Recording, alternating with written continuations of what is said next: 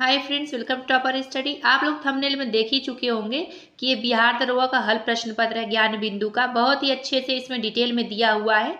अगर आप लोग इस सीरीज को सपोर्ट करते हैं तो आगे ये कंटिन्यू रहेगा।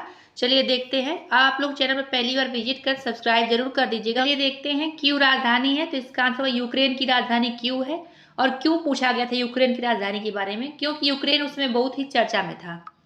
नेक्स्ट, 1857 के विद्रोह के दौरान जगदीशपुर में इसका नेतृत्व किसके द्वारा किया गया था, तो इसका आंसर सी कुंवर सिंह के द्वारा किया गया था। बहुत बार ये परीक्षा में पूछा गया प्रश्न है।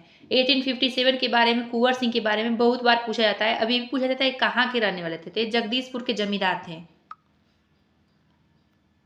नेक्स्ट, स्पष्ट आकाश नीला दिखाई देता है क्योंकि, तो इसका आंसर सी बैगनी और नीला प्रकाश अन्य सभी रंगों के प्रकाश की तुलना में वायुमंडल द्वारा अधिक प्रकीर्णित होते हैं। तो ये अच्छा प्रश्न है, साइंस का प्रश्न है। देखिए इसको इंपॉर्टेंट है, इसको जरूर देखिएगा कि बैगनी और नीला रंग के लिए प्रकाश का प्रकीर्णन सर्वाधिक होता है तथा लाल रंग के प्रकाश का प्रकीर्णन न्यूनतम होता है। नेक्स्ट देखिए, हिमालयी भालू तथा विशाल पांडा किन जातियों का उदाहरण है, तो इसका आंसर डी सुमेध जातियों का उदाहरण है। देखिए ये सब इंपॉर्टेंट है, लेकिन ये डिटेल पूरा इंपॉर्टेंट नहीं है, इसको पढ़ लीजिएगा एक बार बस एक नज़र। नेक्स्ट, भारत की सबसे बड़ी नमक पानी की झील कौन सी है, तो इसका आंसर है चिल्का झील। अब ये भी कह सकते हैं कि सबसे बड़ी खारे पानी की झील कौन सी, तो ये चिल्का झील है। ऐसे भी प्रश्न बनाया जाता है। इसका डिटेल देख लेते हैं, इंपॉर्टेंट है कि भारत की सबसे बड़ी नमक पानी या खारे पानी की झील कौन सी है, चिल्का झील है। और यह उत्तरी सरकार तट उड़ीसा में अवस्थित भारत की सबसे बड़ी लैगून एवं खारे पानी की झील है। और यह रामसर आर्द्र भूमि सूची में के अंतर्गत शामिल है। अब पूछता है कि रामसर सूची के अंतर्गत शामिल है कि नहीं है, तो है। और देखिए दूसरा क्या पॉइंट हो जाएगा कि सांभर झील भारत की सबसे बड़ी अंतःस्थलीय नमकीन झील है, जो सर्वाधिक लवणता वाली झील है। अब पूछे कि सबसे बड़ी भारत की अंतःस्थलीय नमकीन झील कौन सी है, खारे पानी की झील कौन सी है अंतःस्थलीय, तो सांभर झील हो जाएगा। ये सब याद रखिएगा। नेक्स्ट, सोलर सेल बने हुए होते हैं किसके, तो इसका आंसर सी अर्धचालक के बने हुए तो होते हैं सोलर सेल। देखिए सोलर सेल अर्धचालक के बने होते हैं। सोलर सेल में मूल रूप से ऐसी पीएन संधि होती है जो सौर विकिरण आपतित होने पर विद्युत वाहक बल उत्पन्न करती है, और इनको बनाने के लिए सिलिकॉन यानी एसआई का प्रयोग किया जाता है। ऐसे पदार्थ जिनकी विद्युत चालकता चालक एवं अचालक पदार्थों के बीच होती है अर्धचालक कहलाते हैं, जैसे सिलिकॉन और जर्मेनियम। नेक्स्ट, द्वितीय विश्व युद्ध में धुरी राष्ट्रों में निम्न में से कौन सा देश शामिल नहीं था, तो इसका आंसर होगा डी ब्रिटेन नहीं था। जापान, इटली, जर्मनी ये सब था, लेकिन ब्रिटेन नहीं था। तो देखिए द्वितीय विश्व युद्ध में ब्रिटेन धुरी राष्ट्र में शामिल नहीं था। सितंबर 1939 ईस्वी को जर्मनी में पोलैंड पर आक्रमण किया। इसके साथ ही द्वितीय विश्व युद्ध की शुरुआत हुई। देखिए पूछता है कि द्वितीय विश्व युद्ध की शुरुआत कब हुई थी, तो सितंबर 1939 ईस्वी में हुई थी। नेक्स्ट देखिए, ग्रेट ब्रिटेन, फ्रांस और अमेरिका के सहयोग से यूरोपीय देशों का जो गुट बना था वह मित्र राष्ट्र के नाम से जाना जाता था। देखिए मित्र राष्ट्र कौन कौन से थे, कौन से देश थे, तो ये बहुत इंपॉर्टेंट है, इसको भी देखिएगा। नेक्स्ट देखिए, धुरी राष्ट्र में शामिल देश कौन से थे पूछता है, तो इसका आंसर होगा जर्मनी, जापान, इटली इत्यादि शामिल थे। नेक्स्ट, निम्नलिखित देशांतरों में से कौन सा भारतीय मानक समय के लिए संदर्भ के रूप में माना गया है, तो यह माना जाता है, इसका आंसर होगा ए 82.5 डिग्री पूर्वी देशांतर माना जाता है। बहुत ही अच्छा प्रश्न है। इंडिया के मैप से 2-3 प्रश्न आता है, आप लोग प्रैक्टिस जरूर करिएगा मैप का। तो देखिए 82.5 डिग्री पूर्वी देशांतर को भारत मानक समय के निर्धारण हेतु मानक यामोत्तर माना गया है, जो कि उत्तर प्रदेश की मिर्जापुर यानी कुछ स्रोतों में इसे इलाहाबाद के नैनी को भी बताया गया है से होकर गुजरती है। तो भारत का मानक समय कुल कितने राज्यों से होकर गुजरता है, तो 5 राज्यों से। कौन कौन सा है, नाम बताइए, इसे पूछ देता है। तो उत्तर प्रदेश, मध्य प्रदेश, छत्तीसगढ़, ओडिशा एवं आंध्र प्रदेश हो जाएगा। नेक्स्ट, वधवागम शब्द का कौन सा संधि विच्छेद सही है, तो इसका आंसर होगा बी वधुधन आगम। तो वधुधन आगम सही हो जाएगा। दो शब्दों के में से जो विकार उत्पन्न होता है उसे संधि कहते हैं। संधि के कितने प्रकार होते हैं पूछा गया एग्जाम में, तो संधि के 3 प्रकार होते हैं, स्वर संधि, व्यंजन संधि, विसर्ग संधि। अब देखिए पूछा गया वधवागम जो होता है किस संधि का उदाहरण, तो यड़ संधि का ये उदाहरण है। अब ये पूछता है कि स्वर संधि के कुल कितने प्रकार होते हैं, तो 5 प्रकार के होते हैं स्वर संधि। कौन कौन सा, वृद्धि संधि, दीर्घ स्वर संधि, गुण स्वर संधि, यड़ स्वर संधि और अयादि स्वर संधि। यड़ संधि के उदाहरण कौन से है, तो अति धन अधिक मतलब अत्यधिक, इति धन आदि बराबर इत्यादि, ऐसे हो जाएगा। यड़ संधि जब किसी शब्द के अंतिम वर्ण में ई बड़ी ऊ बड़ाऊ री के बाद कोई स्वर आए तो ई बड़ी ई के जगह पर और यह हो जाता है, ठीक है। वधु प्लस आगम बराबर वधुआगम, अ प्लस आ बराबर वाह हो जाएगा। तो इसको अच्छे से पढ़िए। देखिए हिंदी का जो ग्रामर है लुसेंट का ना, उससे अच्छा से आप लोग का हो जाएगा संधि, अच्छा है। नेक्स्ट देखते हैं। 4.2 यानी 4.2 सेंटीमीटर त्रिज्या वाले धातु के गोले को पिघलाकर 6 सेंटीमीटर त्रिज्या वाले एक बेलन के रूप में ढाला जाता है। तो बेलन की ऊंचाई क्या होगी? तो इसका आंसर बी 2.74 सेमी या 2.74 सेंटीमीटर। इसको आप लोग देख लीजिए एक बार। देखिए बिहार में पहली बार राष्ट्रपति शासन कब लगाया गया था? तो इसका आंसर होगा ए 1968 में लगाया गया था। बहुत बार पूछा गया एग्जाम में कि बिहार में पहली बार राष्ट्रपति शासन 29 जून को 1968 में लगाया गया था, जो कि 26 फरवरी 1969 तक रहा। उस समय बिहार के मुख्यमंत्री कौन थे? तो भोला पासवान शास्त्री थे। बहुत बार पूछा गया है कि मुख्यमंत्री उस समय कौन थे। और बिहार में अब तक कितने बार राष्ट्रपति शासन लग चुका है? तो 8 बार लग चुका है। अंतिम बार राष्ट्रपति शासन कब लगाया गया था? 7 मार्च 2005 से 24 नवंबर 2005 तक लगा था। नेक्स्ट, प्रधानमंत्री पीवीटीजी विकास मिशन आदिवासी समूहों के विकास से संबंधित। इसका आंसर होगा सी आदिवासी समूहों के विकास से संबंधित है। तो प्रधानमंत्री पीवीटीजी विकास मिशन आदिवासी समूहों के आर्थिक सामाजिक विकास से संबंधित है। अब पीवीटीजी का फुल फॉर्म क्या हो जाएगा? तो पर्टिकुलर वल्नरेबल ट्राइबल ग्रुप्स हो जाएगा।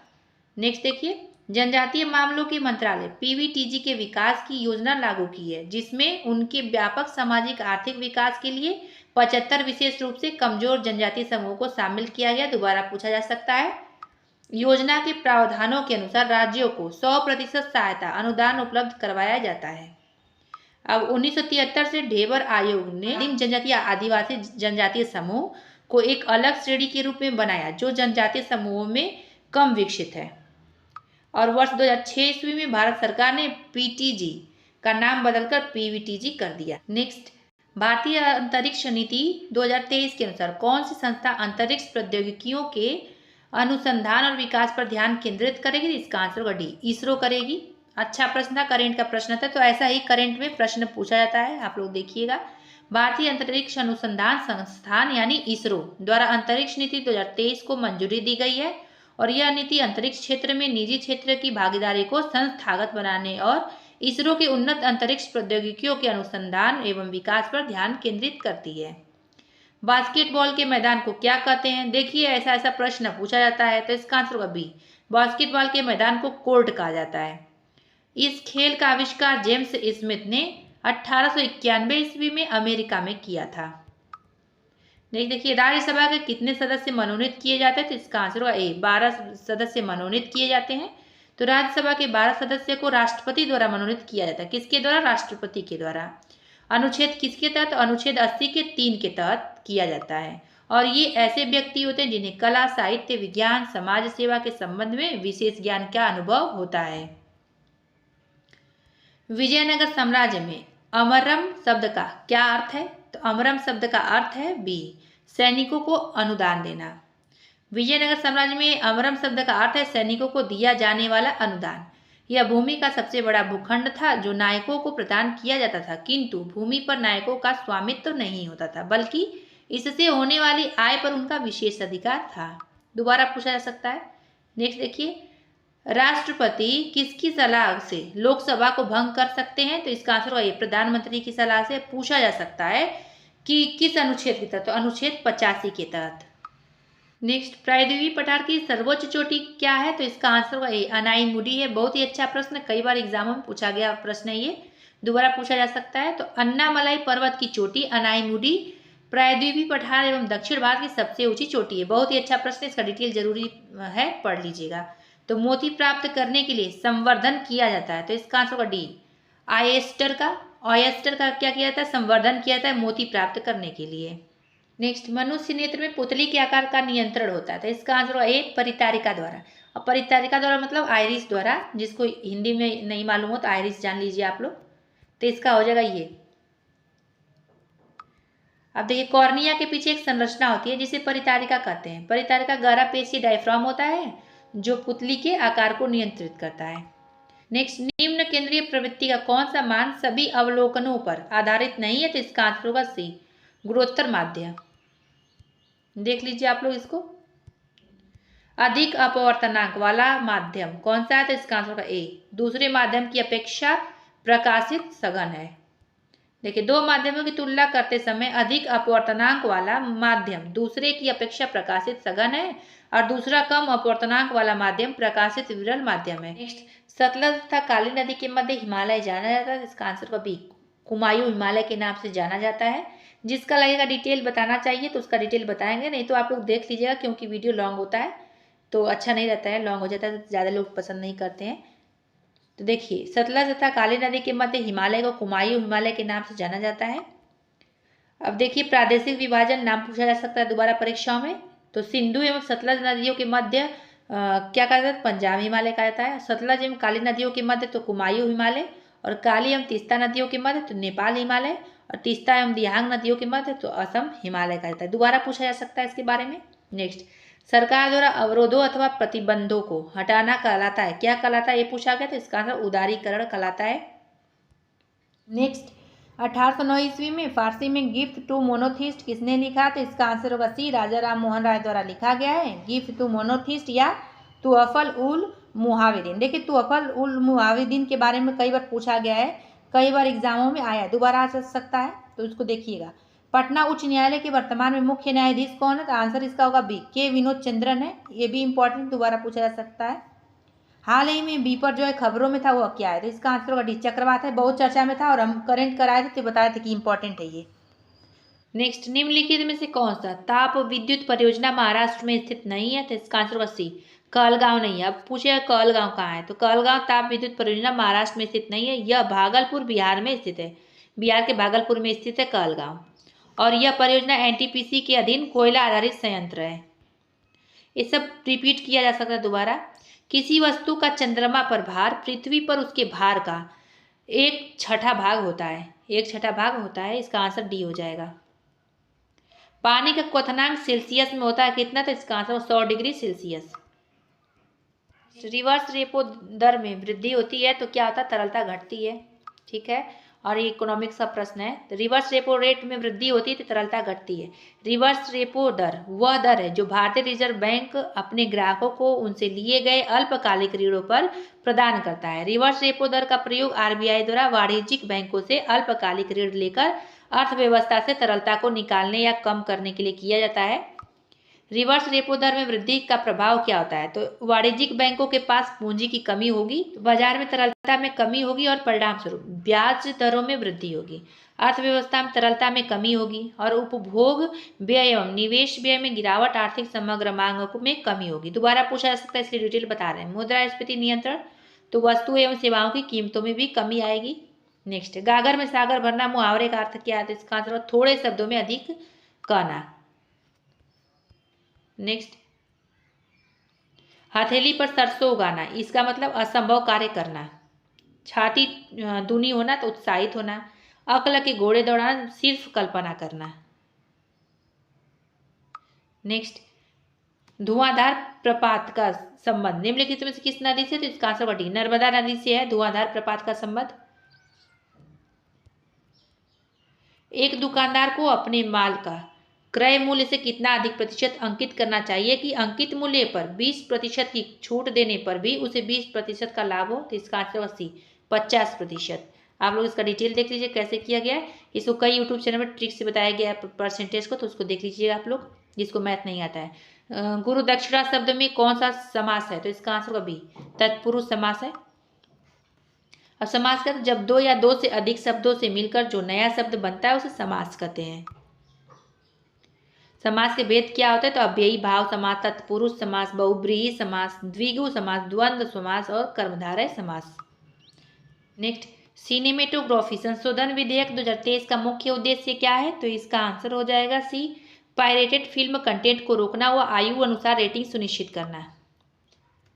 तो देखिए, सिनेमेटोग्राफी संशोधन विधेयक 2023 का मुख्य उद्देश्य था पायरेटेड फिल्म कंटेंट को रोकना व आयु अनुसार रेटिंग सुनिश्चित करना, और इस विधेयक की घोषणा सूचना और प्रसारण मंत्री अनुराग ठाकुर ने की थी। निम्न में से किसका उपयोग कांच पर लिखने के लिए किया था, कई बार पूछा गया प्रश्न है, तो इसका आंसर सी, हाइड्रोजन फ्लोराइड का। 1915 में भारत लौटने के बाद गांधी जी ने काठियावाड़ किसान की तरह कपड़े पहनने का निर्णय लिया।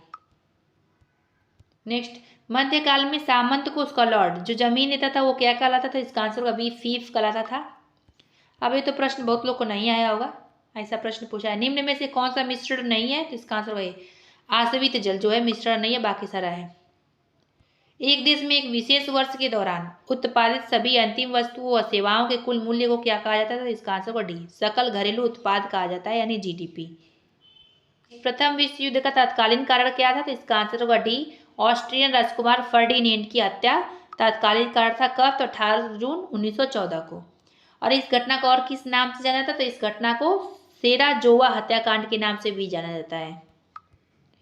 नवनिर्वाचित लोकसभा में तात्कालिक अध्यक्ष किसे चुना जाता है, तो इसका आंसर है लोकसभा के वरिष्ठतम सदस्य को। नेक्स्ट, कौन सा देश G20 का सदस्य नहीं है, तो इसका आंसर भी बांग्लादेश। G20 के बारे में आप लोग जरूर जान लीजिएगा, बहुत ही इंपॉर्टेंट है ये, इसको डिटेल आप लोग देख लीजिए। निम्न में से कौन से पादप युग्म में उभयलिंगी पुष्प होते हैं, तो इसका आंसर है गुड़हल तथा सरसों। टोक्यो ओलंपिक में सुमित नागल ने टेनिस में भारत का प्रतिनिधित्व किया है, पूछा गया है, प्रश्न करेंट का था। भौगोलिक अनुसंधान में किस देश ने यूरोप को नेतृत्व प्रदान किया, तो इसका आंसर को दी पुर्तगाल, डी हो जाएगा इसका आंसर। विधान परिषद वाले राज्य की विधान परिषद के सदस्यों की कुल संख्या उस राज्य की विधानसभा के सदस्यों की कुल संख्या के 1/3 से अधिक नहीं होनी चाहिए। जी का मान कितना होता है, तो इसका आंसर डी। ये सब दिया गया है, अच्छा प्रश्न है, पूछा गया है, उसमें लूसेंट में दिया गया है। डोमोस शब्द का तात्पर्य क्या, तो इसका आंसर जनता। नेक्स्ट, अप्रैल 2023 में प्रमुख फसल बीमा योजना प्रधानमंत्री फसल बीमा योजना ने कितने वर्ष पूर्ण कर लिए, तो इसका आंसर 7 वर्ष पूर्ण कर लिए हैं। अब प्रधानमंत्री नरेंद्र मोदी जी द्वारा 13 जनवरी 2016 को शुरू किया गया था प्रधानमंत्री फसल बीमा योजना। किसानों के लिए उनकी उपज के लिए एक बीमा सेवा है और योजना 2023 में 7 वर्ष पूर्ण हो चुके हैं। नेक्स्ट देखिए, बक्सा टाइगर रिजर्व किस राज्य में स्थित है, इसका आंसर डी पश्चिम बंगाल में स्थित है। संविधान का अनुच्छेद 25 संबंधित है किससे, तो इसका आंसर धर्म की स्वतंत्रता से। संविधान का अनुच्छेद 25 धर्म की स्वतंत्रता से संबंधित है। संविधान का भाग 3 में अनुच्छेद 12 से 35 तक मूल अधिकारों का विवरण किया गया है। मूल अधिकार जरूर पढ़ लीजिएगा। और मूल अधिकार अमेरिका के संविधान से लिया गया है। संविधान के भाग 3 को भारत का मैग्ना कार्टा की संज्ञा दिया गया है। तीनों पॉइंट से प्रश्न बनाया जा सकता है। नेक्स्ट, नामिब मरुस्थल स्थित है कहाँ पे, तो इसका आंसर होगा ए अफ्रीका में स्थित है। पुस्तक हिंद स्वराज निम्नलिखित में से किसके द्वारा लिखा गया था, तो इसका आंसर ए महात्मा गांधी जी द्वारा लिखा गया था। तो देखिए 1909 में महात्मा गांधी जी ने हिंद स्वराज की रचना की थी और यह मूल रूप से गुजराती भाषा में रचा गया था। नेक्स्ट, वर्तमान में केंद्रीय सतर्कता आयुक्त कौन है, तो इसका आंसर हो जाएगा ए पीके श्रीवास्तव या प्रवीण कुमार श्रीवास्तव। अच्छा प्रश्न ये भी है, पूछा जा सकता है दोबारा।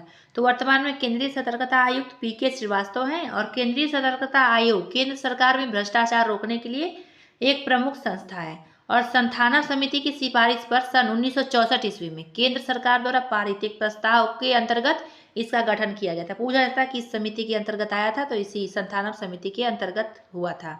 कब, 1964 ईस्वी में। नेक्स्ट, संसद के दोनों सदनों की संयुक्त बैठक के लिए गणपूर्ति चाहिए कितने की, तो इसका आंसर हो जाएगा सी दोनों सदनों की कुल सदस्य संख्या का 1/10वां भाग।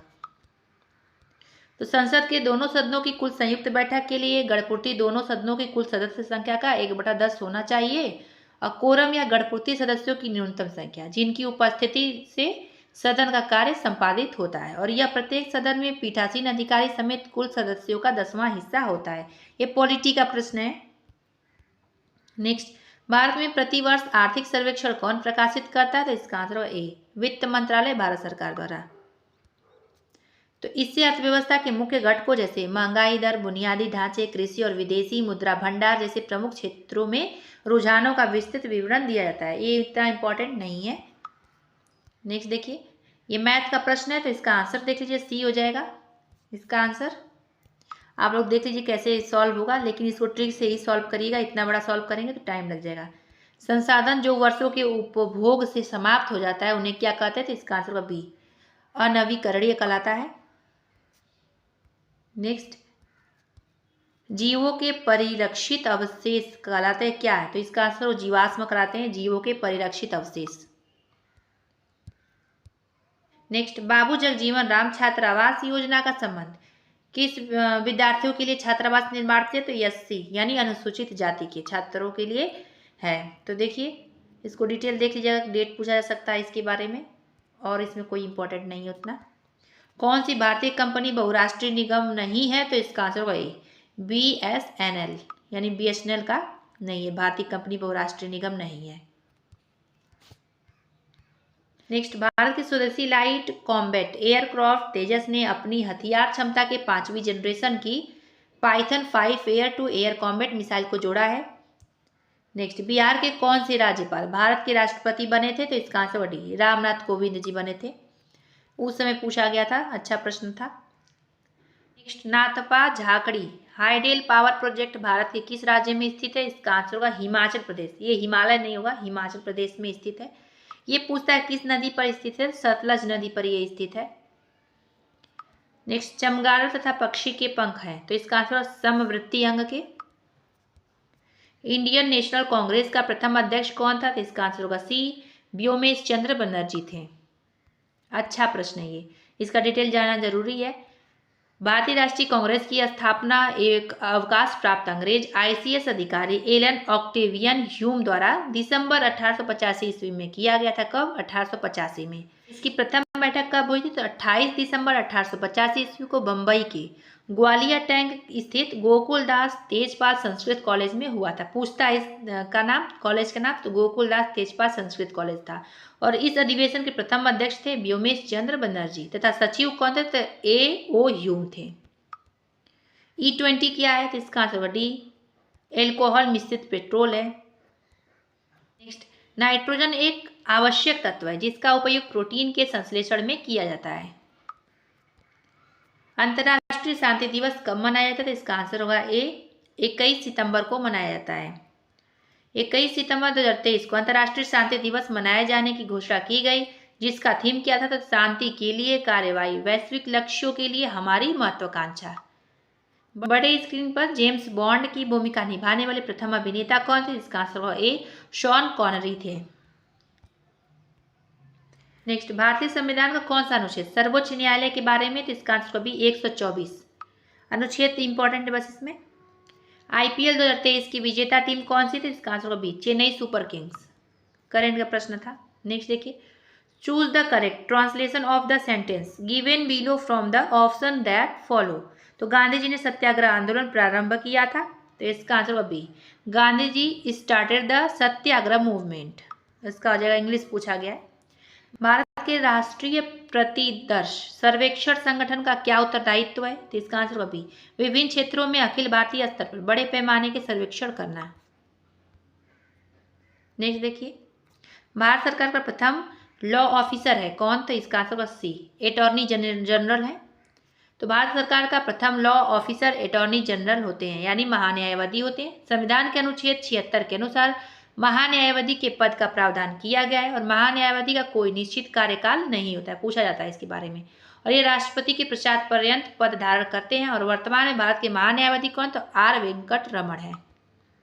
नेक्स्ट, NVS 01 एक है, तो क्या है? तो इसका आंसर उपग्रह है।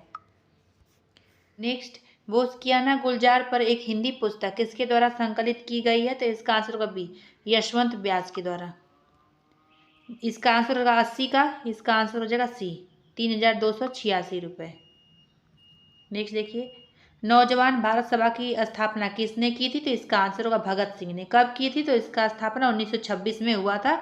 इंपॉर्टेंट है, पूछा जाता है, कई बार इसके बारे में पूछा गया है। Next, fill in the correct form the verb he succeeded because he, तो वर्कड हो जाएगा यहाँ पर हार्ड, ठीक है। वर्क जगह ईडी जुड़ जाएगा क्योंकि ये पास्ट इंडेफिनिट टेंस है। नेक्स्ट, भारत में एक्सपोर्ट प्रिपेयर्डनेस इंडेक्स निर्यात तैयारी सूचकांक का प्रकाशन निम्नलिखित में से कौन करता है? तो इसका आंसर होगा नीति आयोग। दोबारा पूछा जा सकता है इसके बारे में। तो नीति आयोग ने 17 जुलाई 2023 को तीसरा निर्यात तैयारी सूचकांक रिपोर्ट जारी किया। इंपॉर्टेंट है, पूछा जा सकता है। तापमान की SI इकाई क्या है? तो इसका आंसर होगा ए, केल्विन होता है। नेक्स्ट, कैबुल लामजाओ राष्ट्रीय उद्यान स्थित है कहाँ पर? इसका आंसर होगा बी, मणिपुर में स्थित है। और कैबुल लामजाओ राष्ट्रीय उद्यान मणिपुर में स्थित है। यह विश्व का एकमात्र तैरता हुआ राष्ट्रीय उद्यान, बहुत इंपॉर्टेंट है ये पॉइंट। पूछता है कि विश्व का एकमात्र तैरता हुआ राष्ट्रीय उद्यान कौन सा और कहाँ पर है, तो कैबुल लामजाओ है, मणिपुर में स्थित है। नेक्स्ट, प्रेरित विद्युत धारा की दिशा दी जाती है, तो इसका आंसर होगा ए, फ्लेमिंग का दक्षिण हस्त नियम द्वारा। देख लीजिए प्रश्न, पूरा डिटेल इसका देख लीजिए, दोबारा पूछा जा सकता है। भारत में मनरेगा कब लागू किया गया था? इसका आंसर होगा सी, 2006 में लागू किया गया था। कब? 2 फरवरी को, यानी 2 फरवरी 2006 को लागू किया गया था भारत में मनरेगा। और इसकी शुरुआत आंध्र प्रदेश के वंदलापल्ली जिले के अनंतपुर गांव से हुआ था। कहाँ से? तो अनंतपुर गांव से हुआ था, ये भी पूछा गया प्रश्न है। और पूर्व में इसका नाम क्या था? नरेगा था, जिसे 2 अक्टूबर 2009 से इसे बदलकर मनरेगा कर दिया गया। सारा प्रश्न पूछा गया है, इस पॉइंट से भी प्रश्न बनता है। Next, choose the correct option. Everyone calls him a peacemaker, तो चेंज इनटू पैसिव वॉइस में चेंज करना है इसको, तो इसका आंसर होगा C, he is called a peacemaker. ये हो जाएगा इसका, पैसिव वॉइस से आया है प्रश्न। नेक्स्ट, आंख और उसके रोगों से संबंधित चिकित्सा शास्त्र की शाखा को क्या कहा जाता है? तो इसका आंसर होगा डी, ऑप्थेल्मोलॉजी कहलाता है इसको। निम्नलिखित में से कौन सी विशेषता खनिज पदार्थों में नहीं पाई जाती? तो इसका आंसर होगा सी, ये खत्म नहीं हो सकता। अब इसे पूछा नहीं पाई जाती है, तो सी हो जाएगा इसका आंसर। खनिज पदार्थ ये खत्म नहीं हो सकता है, विशेषता नहीं पाई जाती है, यानी खनिज क्षयशील संसाधन है जिसका नवीकरण नहीं किया जा सकता। भारत में अधिकांश खनिज क्षेत्र प्रायद्वीपीय भारत में पाए जाते हैं। नेक्स्ट, कोरापुट खाने भारत के किस राज्य में स्थित है? तो इसका आंसर होगा ए, ओडिशा राज्य में स्थित है भारत में। किस पहाड़ी पर पूछा जा सकता है? तो पंचपतमाली पहाड़ी पर स्थित है, बॉक्साइट के उत्पादन के लिए प्रसिद्ध है ये। नेक्स्ट, औरंगजेब की मृत्यु हुई थी कब? तो इसका आंसर होगा ए, 1707 ईस्वी में मृत्यु हुई थी औरंगजेब की। ये डिटेल इंपॉर्टेंट नहीं है। किस मूल्यों में से सरकार फसलों के समर्थन में कौन से मूल्य की घोषणा करती है? तो इसका आंसर होगा ए, न्यूनतम समर्थन मूल्य। यानी सरकार फसलों के समर्थन में न्यूनतम समर्थन मूल्य यानी एमएसपी की घोषणा करती है। न्यूनतम समर्थन मूल्य एमएसपी का फुल फॉर्म, तो मिनिमम सपोर्ट प्राइस को कृषि लागत और मूल्य आयोग की सिफारिशों के आधार पर वर्ष में 2 बार तय किया जाता है। इंपॉर्टेंट है ये पॉइंट। और यह किसानों को उनके उत्पादों के लिए गारंटीकृत मूल्य और निश्चित बाजार उपलब्ध कराने के लिए एक सुरक्षा जाल के रूप में कार्य करता है। जल के अणुओं की अर्धपारगम्य झिल्ली द्वारा गति कराती है क्या? तो इसका आंसर होगा परासरण कराती है। इंपॉर्टेंट है, परासरण के बारे में प्रश्न पूछा जाता है कि क्या कराती है। जल के अणुओं की अर्धपारगम्य झिल्ली द्वारा गति परासरण कराती है। और परासरण क्या होता है? तो परासरण की प्रक्रिया में जल यानी विलायक के अणु अर्धपारगम्य झिल्ली के द्वारा जल के अधिक सांद्रता वाले क्षेत्र में जल के कम सांद्रता वाले क्षेत्र की ओर गमन करते हैं। और परासरण की प्रक्रिया बिना अर्धपारगम्य झिल्ली के संभव नहीं है, ये पूछा जा सकता है इस पॉइंट के बारे में। परासरण के उदाहरण क्या है? तो परासरण द्वारा पौधे अपने मूल रोम से भूमि से जल अवशोषित करते हैं, बहुत इंपॉर्टेंट पॉइंट है, इससे प्रश्न पूछा गया है। और पौधों की कोशिका में जल का संचलन परासरण द्वारा ही होता है, ये भी इंपॉर्टेंट है, इस पॉइंट से भी प्रश्न बना हुआ है। नेक्स्ट, अति सुधो स्नेह को मार्ग है जहाँ नेकु सयानप बाकी नहीं, पंक्ति में रेखांकित शब्द का अर्थ क्या है? तो इसका आंसर भी तनिक भी चतुराई रेखांकित अर्थ है इसका। Next, choose the correct option. इसमें करेक्ट ऑप्शन चूज करके आप लोग को फिल करना है यहाँ पर कि कौन सा सही आंसर है। तो हैड भरा जाएगा इसमें, इसका आंसर भी होगा had they left yearly they would have reached by now, इसमें भरा जाएगा हैड। नेक्स्ट देखिए, कोइलावर पुल कहाँ पर स्थित है? तो इसका आंसर होगा डी, सोन नदी पर स्थित है, कई बार पूछा गया है कई एग्जामों में। आईपीएल 2023 में रॉयल चैलेंजर्स बेंगलोर का कप्तान कौन था? तो इसका answer C, Faf du Plessis थे। नेक्स्ट, अंतर्राष्ट्रीय जैव विविधता दिवस 2023 की थीम क्या थी? तो इसका आंसर होगा A, from agreement to action build back biodiversity, इसका था थीम। इंपॉर्टेंट है, दोबारा पूछा जा सकता है। 22 मई को मनाया जाता है अंतर्राष्ट्रीय जैव विविधता दिवस, ये भी आप लोग ध्यान रखिएगा। नेक्स्ट देखिए कि अब 2022 में इसकी थीम क्या थी? तो सभी जीव के लिए एक साझा भविष्य का निर्माण, ये था इसका थीम 2022 में। 2023 में क्या था? आपका था from agreement to action build back biodiversity. Next, Gautam Buddha ने धर्मचक्र प्रवर्तन कहाँ से आरंभ किया था? तो इसका आंसर होगा ए, सारनाथ से। ये रिपीटेड प्रश्न कई एग्जामों में आया है, लूसेंट में भी दिया है। तो फ्रेंड्स यहीं पे वीडियो समाप्त होता है। आप लोग चैनल पर पहली बार विजिट कर सब्सक्राइब जरूर करिएगा। अगर इस सीरीज़ को आप लोग सपोर्ट करते हैं तो इसको कंटिन्यू किया जाएगा, ठीक है। चलिए फिर मिलेंगे अगले वीडियो में अगले टॉपिक के साथ। वीडियो देखने के लिए धन्यवाद।